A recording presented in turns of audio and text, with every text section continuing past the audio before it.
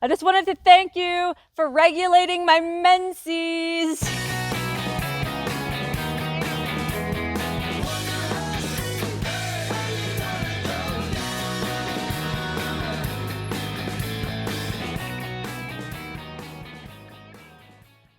Oh my God, this might be the #1 all-time best view I've ever had from a campsite.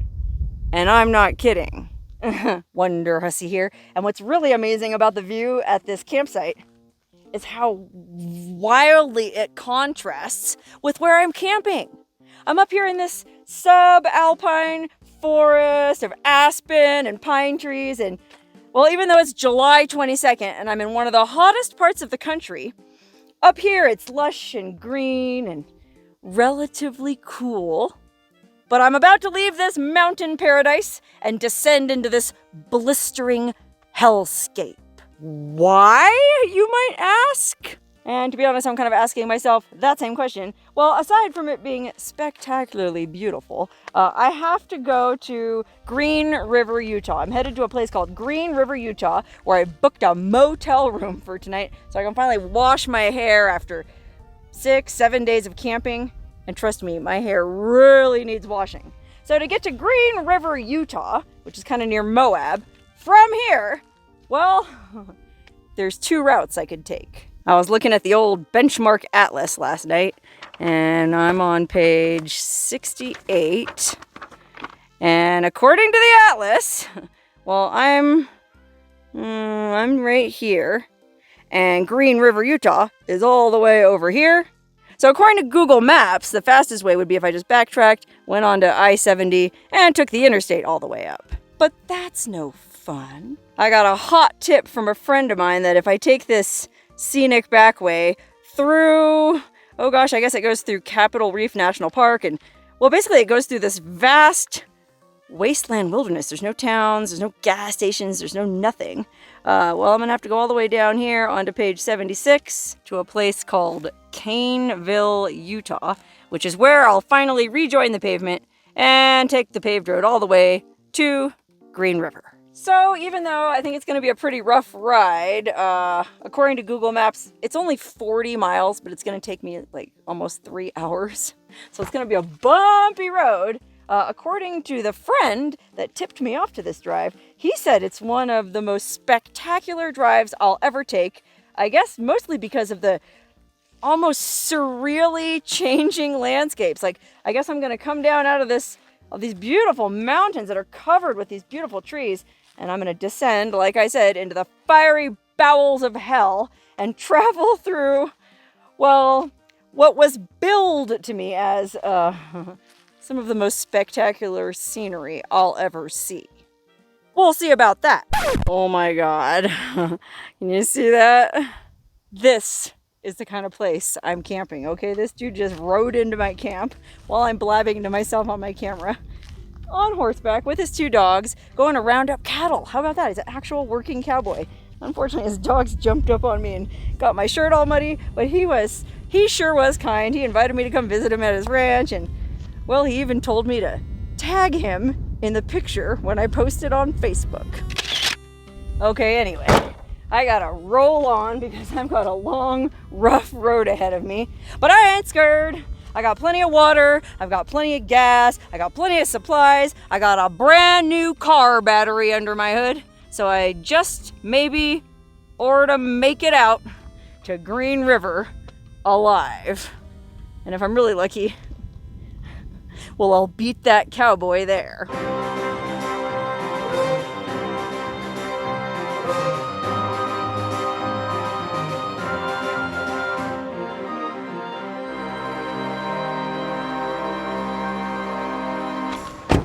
Wow!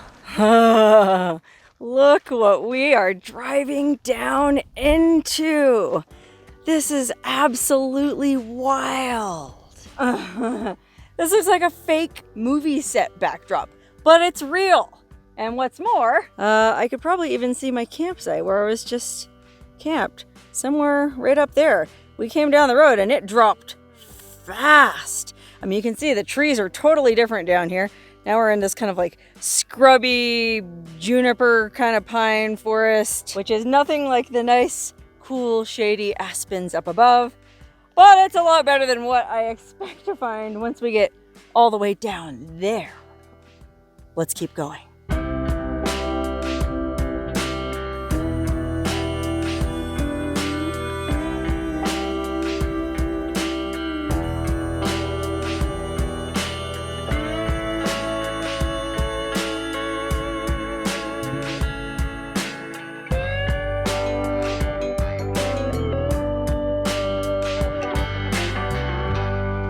Wow, this is spectacular!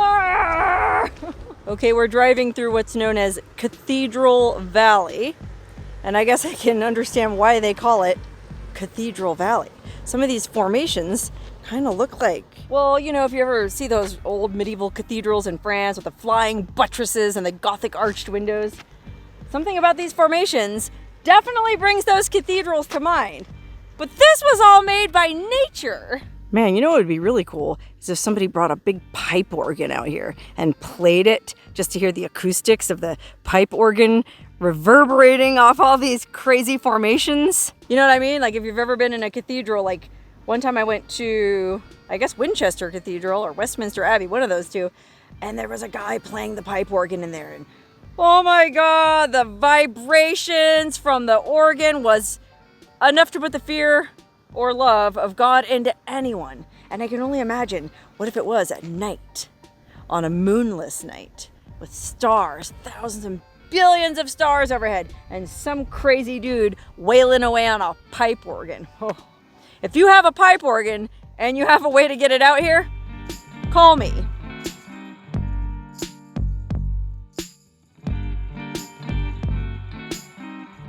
Man, this is so cool. I imagine this is what it would be like to drive through the Australian Outback. I've always wanted to drive through the Australian Outback. The only difference is there'd be dingoes and kangaroos running around instead of, well, I haven't seen any wildlife, and that's probably because it's so dang hot. Up on the mountain at my campsite, it was 79. Down here, 95 degrees. Whoa, all the animals with any sense are probably hiding in the shade right now. And then there's me, barreling down this dusty red dirt road in my trusty white steed. Uh-oh, another wash. This road's pretty rough as it is, and then every now and then you gotta cross these washes where whenever it rains, all the water from the top of those beautiful cathedral-like formations comes rushing down and, well, tears out big chunks of the road. And to be honest, skies aren't looking too good right now. It's real cloudy and, well, it has rained a little bit, so fingers crossed I don't get stuck down here. But oh my God, what a landscape!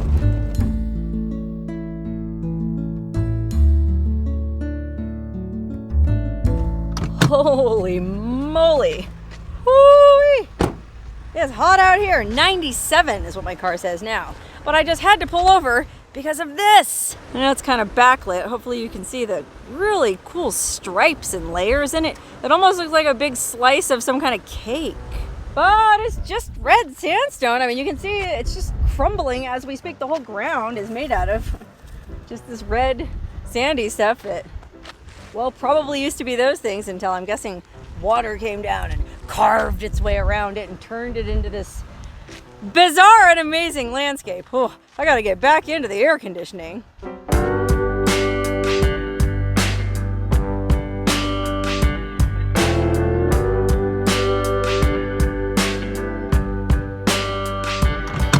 Okay, here we are at the first of two specific formations that my friend recommended I check out. And this one here is called the Temple of the Sun. And I guess I can sort of see why they call it Temple of the Sun. I mean, it's a huge, dramatic, I don't know if you'd call it a, well, formation. I mean, it's not a butte. A butte has a flat top, I think. I don't know what you call this thing, but it kind of does look like a temple in the same way that those other formations we passed look like cathedrals. I can definitely see. Let's all put on our imagination caps. Let's all pretend that we're Raquel Welch in 1 million BC, and we're wearing fur bikinis, strategically tailored to accentuate our curves. And we're dirty and our hair is matted because we're cave people, but our hair is matted in such a way as it just looks big and magnificent and tousled. And our faces are smudged in a way that just looks exotic and sexy. Anyway, we're scrabbling through this arid desert, searching for answers to all of our questions about the heavens. We don't understand nature and the rhythms of the seasons. We have primitive concepts of gods up in the skies throwing thunderbolts at each other, and well, we probably do worship some kind of sun god, and this is where we would have come to do our worship. It's like we're standing on sacred ground. And as a sun worshiper myself, if you've watched any of my videos, you know how much I love to lay around naked on rocks or in hot springs on beautiful warm summer days. I love the sun.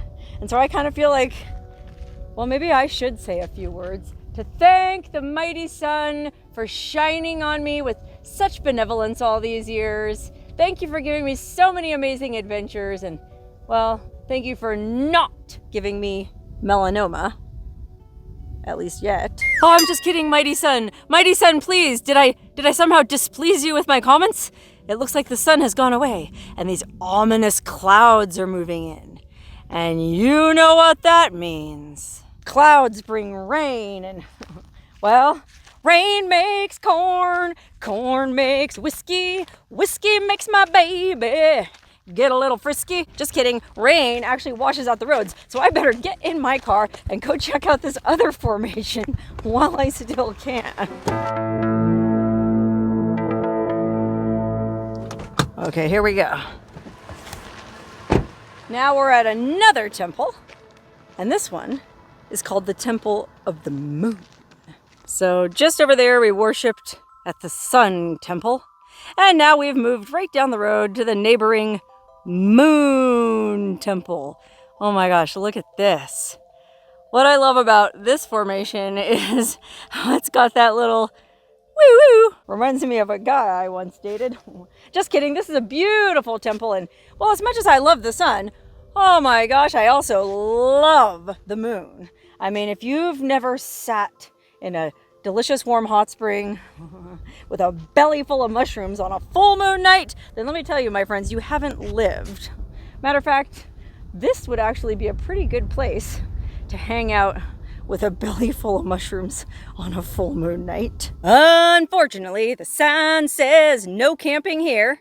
And what's more, it's supposedly monitored by remote cameras. They'd have to be pretty remote. I'm not so sure I buy that, but well, they don't want you camping here, and well, I guess who can blame them? Because next thing you know, there'd be 1,000 moon worshipping, mushroom tea drinking hippies hanging out here, and there'd be little kale baggies and I don't know, marijuana crumbles all over the desert floor. And well, who wants that? I do kind of want to walk up close to this formation and see what it looks like up close in personal. I guess I have enough time before it rains. It's actually, my car says it's 97 degrees, but it feels, well, it's not bad. I don't know. I mean, I am from Death Valley, so I guess I have a skewed perspective, but gosh, with this cloud cover, it's just an amazing day to be wandering around this surreal landscape. I feel like I'm in the Planet of the Apes or, oh gosh, 2001: A Space Odyssey, one of those cool science fiction movies. Look at this formation. I mean, this is probably what that wedding cake looking one would have looked like up close if we could have gotten up close to that. Hey, I hear an echo. Whoop! Hello, moon goddess! Moon goddess! Oh, she must be sleeping. I just wanted to thank you for regulating my menses. Seriously, I do have a lot to thank the beautiful moon for. It controls the tides. It controls my internal cycles. It's just has some sort of strange, mystical, inexorable pull on all of our lives. And well, it kind of reminds me of, there's this really cool Duke Ellington song that one of my viewers sent me once on a CD, and I've never heard anything like this, and I'm telling you to drop everything right now and Google this song because it'll knock your socks off. It's called Moon Maiden, and it's by Duke Ellington, and it's got this weird sort of toy piano effect, and Duke Ellington is singing. I didn't know he sang, but he's singing, Moon Maiden, listen here, my dear, your vibrations are coming in loud and clear. It is an amazing song. Go ahead and watch it, then come back and, well, you can check out what this formation looks like up close with me. Okay, now you're all fans of Duke Ellington and Moon Maiden. Look at this. Wow, first of all, look at the layers, the background and this, and oh my God, it's just so, what a day to be alive. Look at the texture on this. I mean, I guess these are all different sedimentary layers, isn't that how that works? Like this one, because it's sticking out farther, was like a harder rock that was less easily worn away. And then, oh my gosh, I mean, this layer here is so smooth, and this layer here is so crumbly, and then all the way down here at the bottom, it gets lighter. Oh my goodness, ain't nature a trip? Oh my, you know what? These cloudy skies are just perfect to shoot a nudie. Ah! Oh, I think a monsoon is blowing in. I gotta get in the car. No more nudies. Ugh. Golly, I guess I better hightail it out of here and get to the pavement.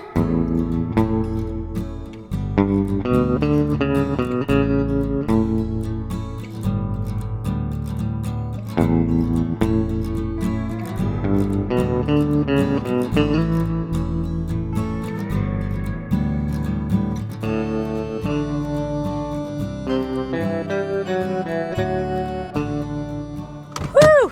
We made it to the paved road. Golly, it's funny. I feel like I just came from the absolute middle of nowhere. But then I get to this, well, what I assumed was going to be a very lonely, desolate desert highway.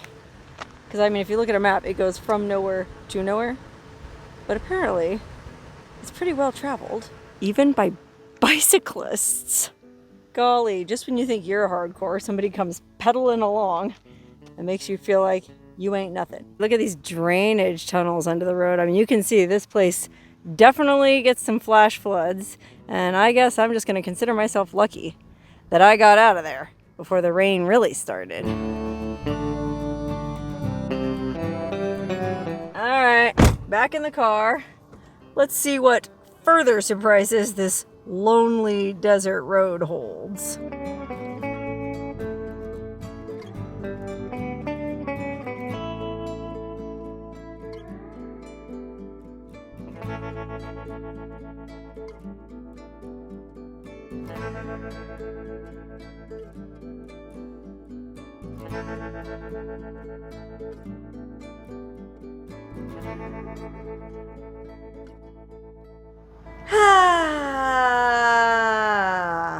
What an amazing drive that was.